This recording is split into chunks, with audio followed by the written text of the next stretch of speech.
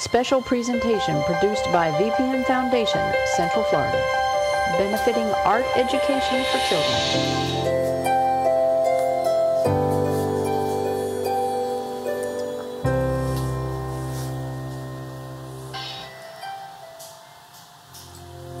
Welcome to Mix and Mingle. I'm Stacy Dennison, your host, bartender, and craft cocktail connoisseur. Join me as I interview some of the Bay Area's best bartenders, and we teach you how to make the perfect drinks. Good, sorry. I got all tongue-tied and flustered. Okay. Hi, welcome to Mix and Mingle. I'm your host, Stacy Dennison, and on tonight's episode, we have the one and only Mr. Tom Kozlik with us for our special Gin and Music episode of Mix and Mingle. Welcome, Tom. I'm happy to have you here with us. Thanks for having me, Stacy. Good to be here. I understand that you actually came up with the theme for tonight's show, which I'm super excited about because you kind of, I said, Tom, would you like to be on my show? Tom and I have known each other for a few years, and you kind of took a theme and you ran with it. I watched your previous shows. I like the people that had themes, and I love gin. Great. Yeah. Well, so gin is a drink that a lot of people don't like. I'm just going to say that. I personally am not a big gin drinker, but I'm very excited about trying these recipes because what you told me before the show was that this gin has less of that piney taste to it, right? Correct. The juniper, that piney taste that tastes like Christmas when you drink gin, that a lot of people don't like in their normal Tanquerays or basic gins. This one is infused with rose, peaches, and raspberries. That sounds delicious. Yeah. So I'm super excited to try it. So that being said, and also I do have a few facts that I looked up today. I did some gin-jucation, which is what I like to call doing a little bit of research while drinking gin. I'm just kidding, I didn't. I'm glad you did. So I looked up some facts on gin today, so I might pepper them in along, as we go out throughout the show. Awesome. Can't wait to find out more stuff about the drink I bought. Awesome. So that being said, tell us a little bit about the gin that you're going to be using because you said it's a little different from the typical gin that people taste with the piney taste and, the Christmas tree. It doesn't taste like that. Correct. Nolet's is a special gin. It's been, as I said, it's been infused with rose, peaches, and raspberry. You have a lot of other special gins that are kind of more mellow like that, like your Hendrix, which is cucumber. But I thought for the drinks that we're making today, the original drinks and cocktails, that rose, I really wanted to pronounce that. Okay, and that ties into the first drink that you're making, right? Correct. Now these drinks, of course, I didn't come up with these just by myself. I did kick this around with my girlfriend, who's a wonderful bartender, Brittany. And hi, Brittany. Yeah, we worked. She's got a great palate, so we worked this out yesterday. It was a lot of fun trying to get these drinks right. Oh yeah, you were sipping here, sipping there, You were doing your own gin-jucation. Quality control. Quality control. So the first drink you're making is a song title that you kind of tailored to make this drink, right? We try to take classic drinks and change it around, and then I like music, so I was like, let's name them after songs. So the first one is called Whole Lotta Rosie, because when I think of rock and roll, Whole Lotta Rosie is the epitome, best rock and roll song of all time, if you ask me, as far as classic rock goes. So what we did was call it Whole Lotta Rosie because there's rose in the Nolet's, and we decided to do some stuff with some rosemary here. Okay. So you want to get started with the drink? Yeah, let's do it. Perfect. So first we're going to get some ice in the shaker. Okay.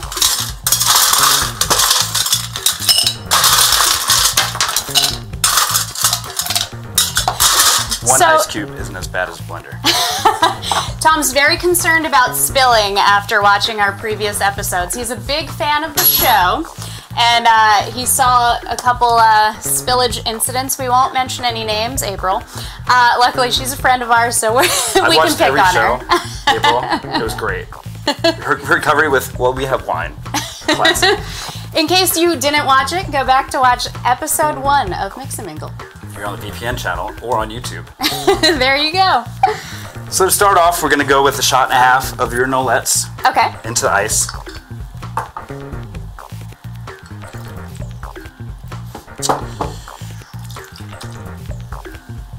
Second ingredient, I decided to go ahead and do a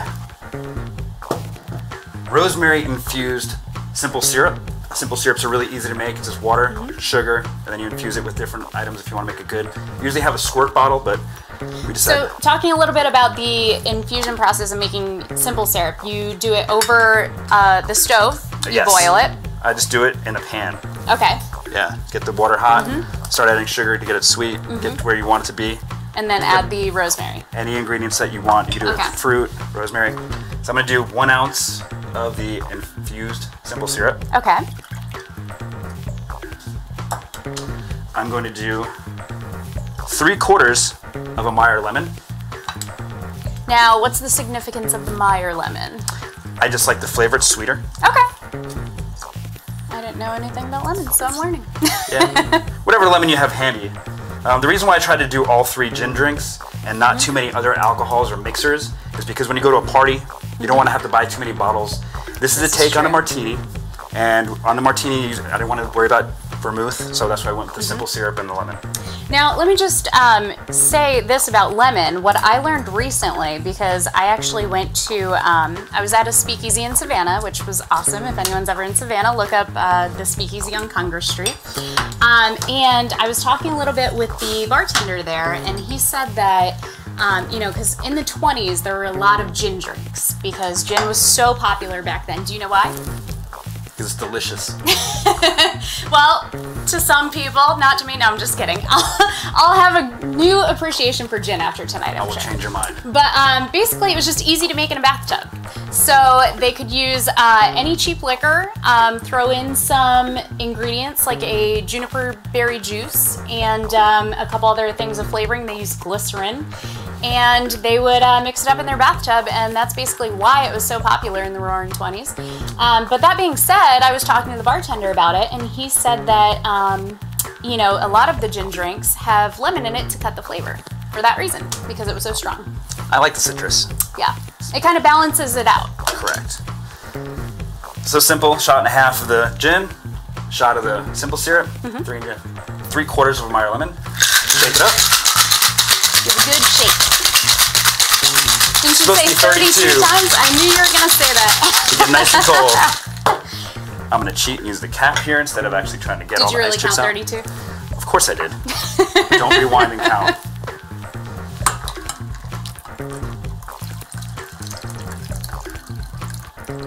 I'm cheating. Shouldn't use the lids. Get ice chips. This is a nice home shaker that you're using. So, you know, for like we were talking about house parties, a lot of people will have a shaker like that. So it's not cheating. People at home will use that, you know, for their parties. So tell us about the garnish you just added. You just threw a tree on there. I threw a tree in it. It's my homage to Hurricane Irma. This is what looked like fell down on my screen and patio last week, which they finally removed. It was a pine tree, but no, it just, my rosemary bushes were pretty thick. That is a very large sprig of rosemary. I'm just going to put that up there so everyone can see. As I said, I'm not fancy, I'm rock and roll. Well, I think it's beautiful, Tom. You did a good job. So hopefully it tastes just as good, which I'm anxious to taste it in just a couple of minutes during our mingle portion. Now, tell me a little bit about the second drink you're going to be making, because as you know from watching the show, we don't do mingle without 2 drinks. So tell me about the one you'll be sipping on. The one I'll be sipping on. So as I said, that was like a kind of a take on a martini if you're at a party. Same bottle, we're going to go with the Nolets. I'm going to do a take on a Moscow Mule, but with gin, it's called a Gin Mule. Okay. Ginger beer, and it's also gin. So, cute name. Exactly. So tell us why you named it what you named it. So normally it's Moscow Mule or Gin Mule. Mule made me think of ass. My girlfriend's got a great ass. And whenever she calls my phone, her ringtone is Miss New Booty. So I call this drink the Miss New Booty. That works. So I'm gonna say a quick fact about gin, since I'm so excited about all these gin facts that I learned today. So gin was first produced in the early 17th century in Holland. Did you know that? No, that's exciting.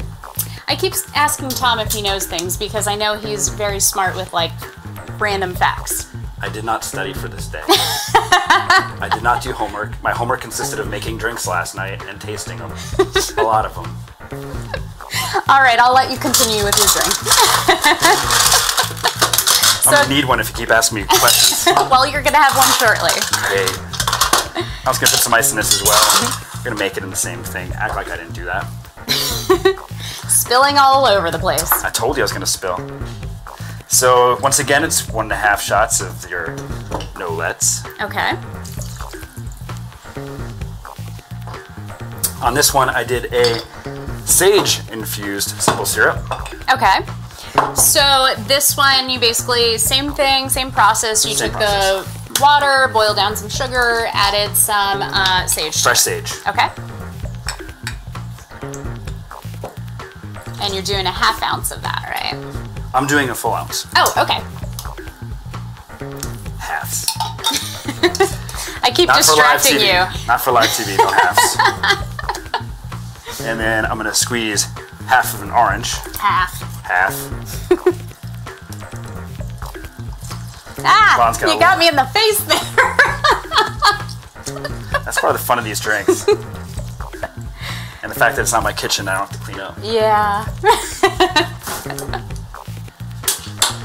And so is there a significant orange that you use? Is it a, you know how you use the Meyer lemon? Florida orange. Flow grown. Support local Florida oranges. So you're gonna fill your copper mug with ice.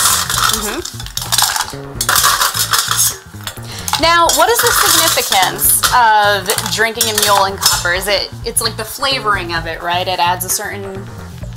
You don't mess with tradition. Okay. So it's more the tradition. That's what I'm gonna go with. Okay. I didn't study. Yeah, that's one thing I didn't research. So you're taking this 32 times to be exact again? No.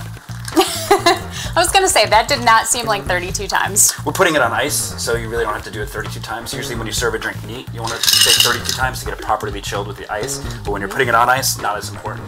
Gotcha, okay. And then we're gonna top it with ginger beer to the top of the drink. Okay.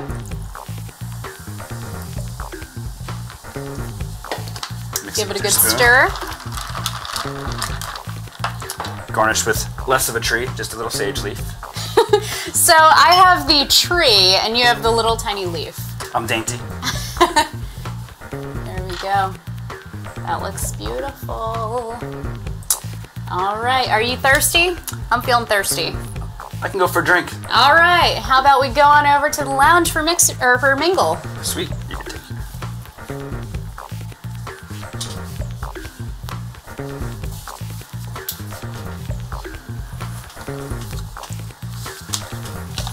And cheers. Cheers.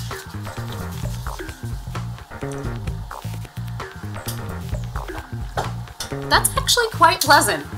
I'm glad you like it. That's really good. Surprising, right? I thought. A whole lot of rosy.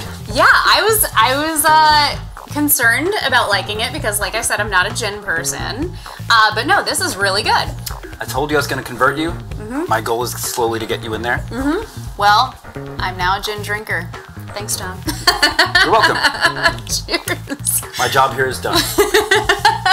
So Tom, tell the audience rather a little bit about how you got into bartending, because I know the story and I think it's really interesting how you kind of just accidentally became a bartender, if you will. Several times over. I was about 23 years old. I was a regular at a local bar in Citrus County where I lived, and I would go in there all the time. I was kind of seeing one of the bartenders, so I'd always stay till close, and after close, the owner loved me. She was a sweetheart, and she would just always be like, hey, when we're all counting our money at the bar, why don't you get behind the bar and make us drinks? So I started making drinks, and the owner would instruct me, and then the bartenders would give me pointers, and they'd yell out what ingredients there were and stuff like that, and eventually she was calling me up saying, hey, I need somebody to fill in. Sean's out sick. Can you come and work my bar tonight? And I'd be like, okay.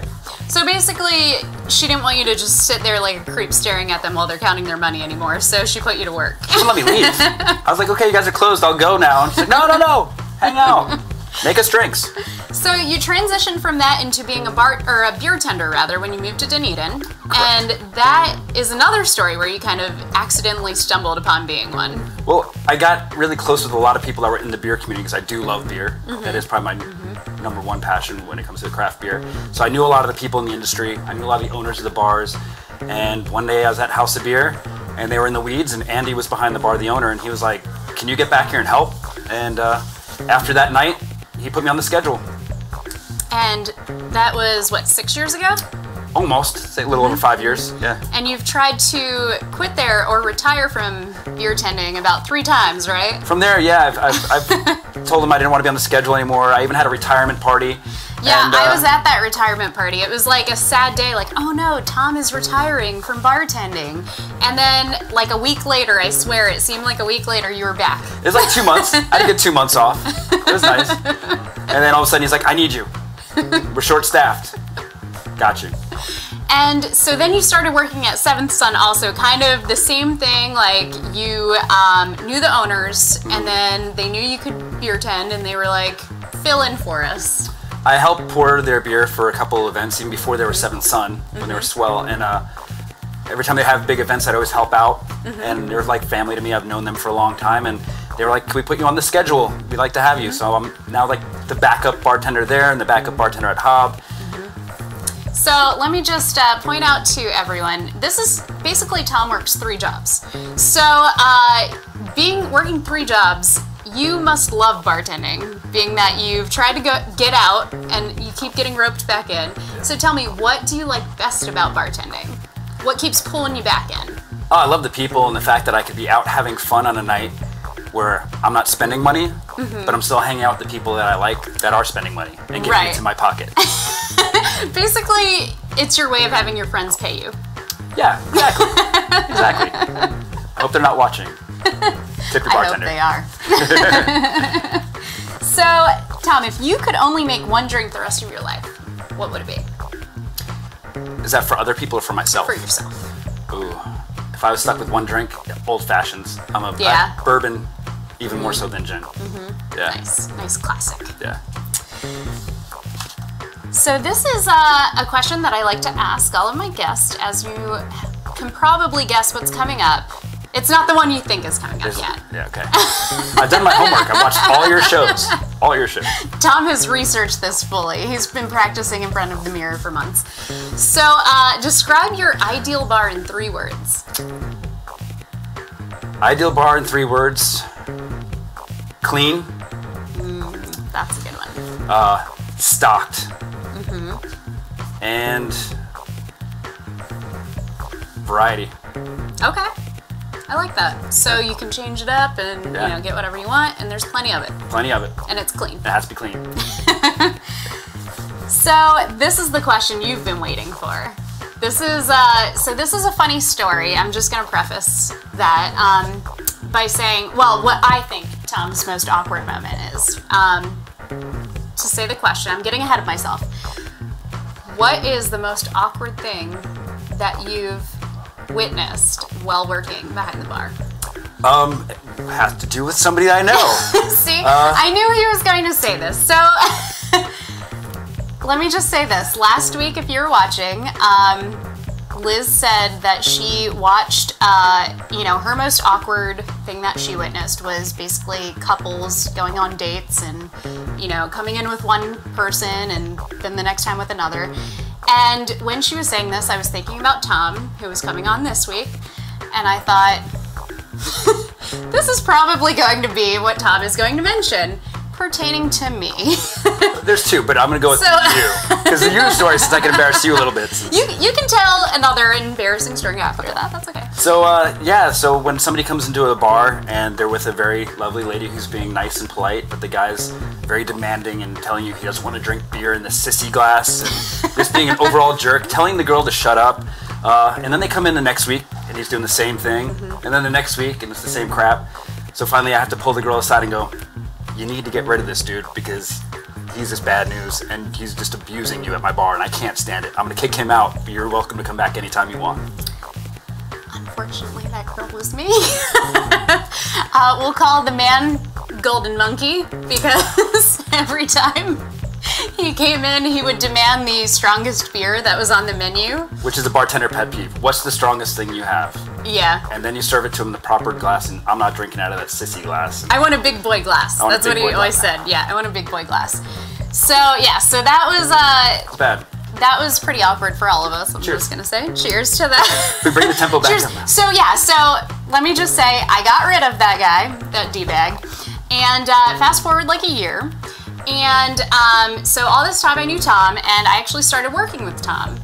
and I started dating my now husband, Dominic. Who's a buddy of mine. Exactly. And so Dominic and I decided to elope, and we were kind of planning details without, making it known, and we were looking for an officiant. And I happened to overhear Tom here talking about how he had officiated about 70 weddings, which is like a hidden talent I never knew about.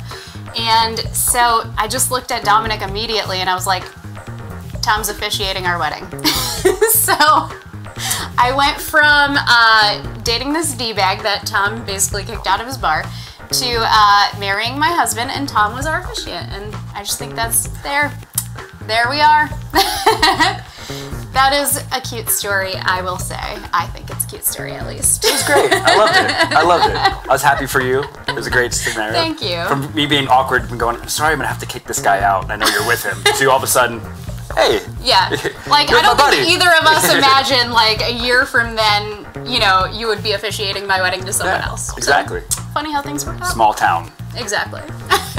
So, you were telling me about the second awkward. I'm curious now to see what the awkward moment other than me is. I get a girl coming up to the bar, and it's just me and another guy working at the bar one night, and there's no ladies, and she's like, the bathroom door is locked in the women's room, so we're busy, so I just run over and I start banging on the door, not getting response, yelling, hey, if you're out there, if somebody's in there, you need to come out. Mm-hmm. So I had to go get the key, and I open up the door, and there's a girl with her pants down around her ankles, puke everywhere. Don't recognize her. We didn't serve her.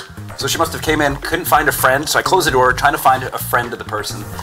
Couldn't find a friend, so finally I had to grab two girls and be like, can you go in there and kind of help her get dressed, because I'm not touching her. I was like, I just don't need that kind of lawsuit on my hands. Yeah. So I had, the girls went in and got her, and then they got her outside, and then eventually somebody came in that knew her, and they got her a cab ride home. But oh my gosh. we had her outside with a bottle of water. But that was awkward because I had to open the door, and I'm like, oh. That was not me. Let me just clarify, the second story is not me. No, it wasn't. So, okay, segueing into music, since this is the gin and music section, or episode of Mix and Mingle. So, you're a big music guy, and this is probably a very difficult question for you, I'm sure, but what is, or who is your favorite band? That depends on the week. I've been listening to a lot of older stuff lately, Bob Dylan and Pink Floyd, but hot water music probably of all time. Okay. Do you have, I know the answer is going to be not just one, but do you have at least one favorite song? Yes. And what would that be? I just figured yes would be a better answer. A favorite song, there's so many millions of songs that are going through my head at any moment. I kind of threw this question on you too, so it's like you couldn't really narrow it down. Of course, when someone asks you something specific, you're like, obviously, I can't think of it. Right now, it's Miss New Booty. So before we get into the fun surprise that I have planned for you, I do just want to say, if you're watching, please like the VPN Foundation page so that you can get notifications every week to watch our show Tuesday nights at 9 live. And also a big thank you to our sponsor, Code RUM. The magic word! Keep to the code. Cheers, Code RUM. And and so now I'm very excited about this because this is a surprise for Tom. I know that he's a big trivia guy. We actually were on the same trivia team very briefly, until I decided that I was not smart enough to keep up with Tom's team, and I was not contributing anything. So, you guys legit win every week. Like, you guys are good. I have a good team. Can I phone a friend on these calls? I'm really putting the pressure on now. So, okay, so it's just a few questions I have. Yay, I love surprises. And these are all related to our theme tonight, gin and music. You're hating me right now. That's okay. No. I'm just going to keep drinking. So, first question. What band named themselves after a condition that W.C. Fields had? Anthrax. Think of our theme, gin and music. Gingivitis. Is that a band? Sure, I'm sure it's a gutter punk band somewhere. Wait, gin? All right. Gin. Think like 90s. Sclerosis of the liver. Gin blossoms. Yes! You got it, you got it. All right. Okay. Hey, Jealousy. So, do you know why they were called the gin blossoms? Like what the condition was? Gingivitis? No, it's actually, so apparently they saw an old photograph of W.C. Fields who had gin blossoms on his nose from aggravated drinking. Gin blossoms are damaged capillaries that you get from a skin condition called rosacea. Very interesting. Yeah, I just learned that today. Now you know. This is my like payback for me not knowing anything in trivia and you knowing everything. Still got this right. Took me 3 tries. All right, second question for like, all right, I'm gonna give you points for this. So I get money. You get a zillion points if you get this right. Okay. All right, what American musical artist had a hit song called Pony?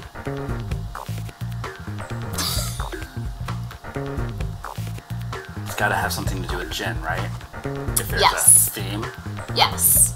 So Again, think 90s. I don't Gin know and why, juice. like 90s was all Snoop about Dogg? Snoop Dogg. Yeah, gin and juice. Oh, Genuine. yes, you got it. That's right. All Ride right. My pony. I know that one now. Yes. All right, what band has a song titled Bathtub Gin? I do not know. This was a hard one. I didn't know it. Fish. I would never have gotten that in a million years. It do came not out in do the jam 1990. bands. I don't know. Okay. What year did the popular song Gin and Juice by Snoop Dogg come out? 94? Yeah, you got it. All right. This one, I don't know if you'll get it or not. This is for like 2 million points. All right. I met a gin-soaked barroom queen in Memphis. Rolling Stones, Honky Tonk Woman. Oh my God, you got it! I love that song. I love the Rolling Stones. All right, so the last question is, what holiday song references drinking gin and tonics? This is a Holiday tough song. one. This is tough. White Christmas. Okay, I'll help you out. I saw Mommy It's- kissing Santa Claus. No, it's not a traditional one, I'll say that. And it's more or less referred to as gin and tonicas. Happy Hanukkah by Adam Sandler. Yeah, the Hanukkah song. So, our PA Dominic has been keeping track of the score. How many points does dear Tom have? I gotta add it all up. 1 point. 1 point. 1 point. Good job. Cheers. Cheers. That was fun. I'll get you later. Sorry, Tom. All right, so let's go on over and do some more mixing. We have one more drink to make. Yes. All right, let's get it.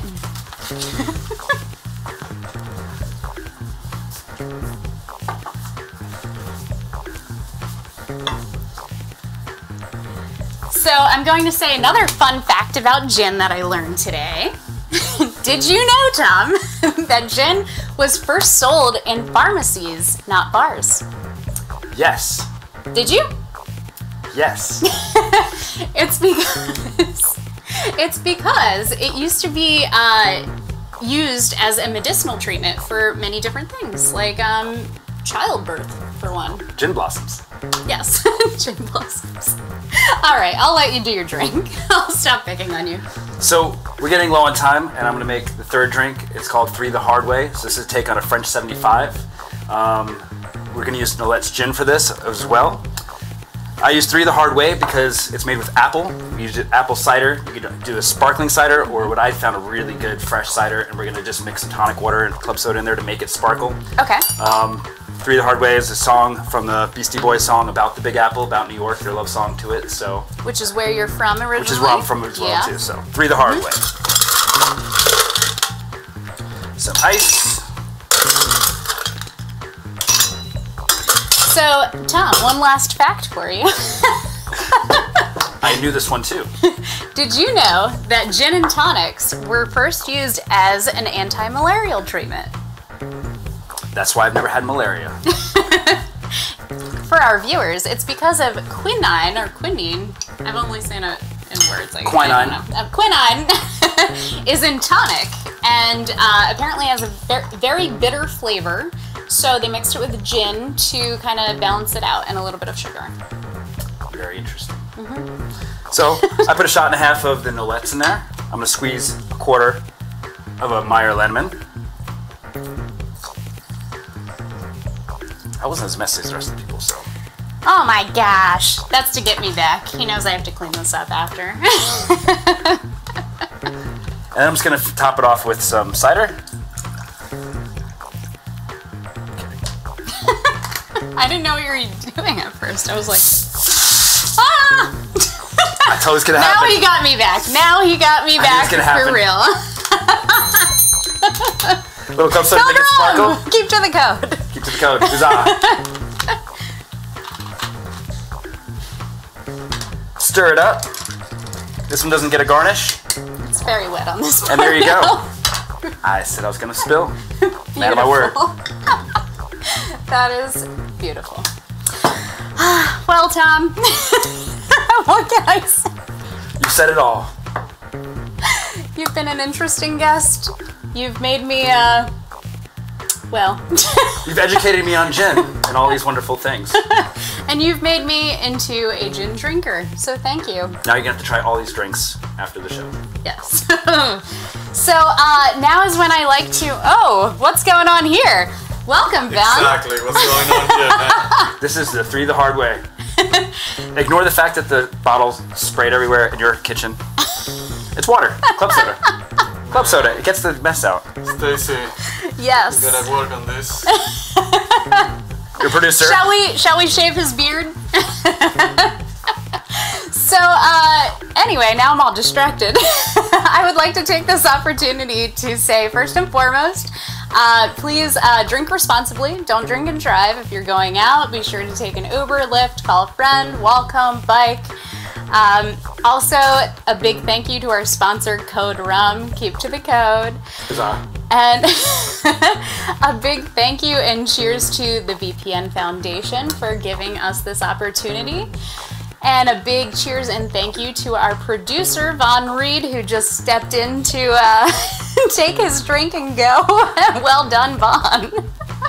And also, like I said earlier, be sure to like us on Facebook on the VPN Foundation page. Look us up on YouTube under VPN Foundation, and be sure to subscribe to the channel so you get notifications of when we're on every Tuesday night live at 9 p.m.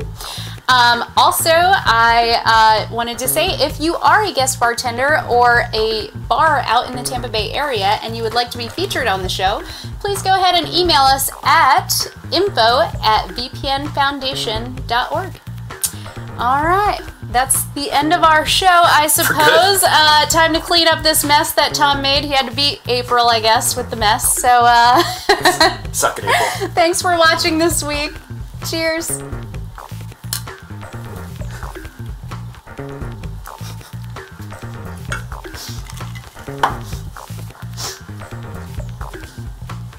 That was not intentional. That was not intentional. That was not supposed to blow up. That club soda was not supposed to explode. I will clean that up. I hope you enjoy.